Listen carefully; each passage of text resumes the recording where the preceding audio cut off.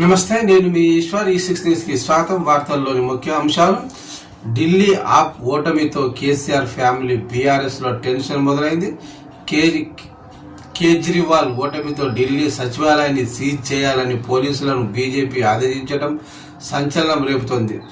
Orders 5 files బయటకు వెళ్లకుండా చూడాలని చెప్పడంతో కేజ్రీవాల్, కవిత మరోసారి జైలుకు వెళ్లనున్నారనే చర్చ మొదలైంది. లిక్కర్ స్కామ్ సంబంధించిన బీజేపీ మరోసారి ఎంక్వైరీ చేస్తే కేజ్రీవాల్, కవిత మరోసారి జైలుకు వెళ్లే పరిస్థితి ఉన్నట్లు చర్చ నడుస్తోంది. ఈ నేపథ్యంలో కవిత మరోసారి జైలుకు వెళ్లటం ఖాయమనే చర్చ తెలంగాణ రాజకీయాల్లో జోరందుకుంది.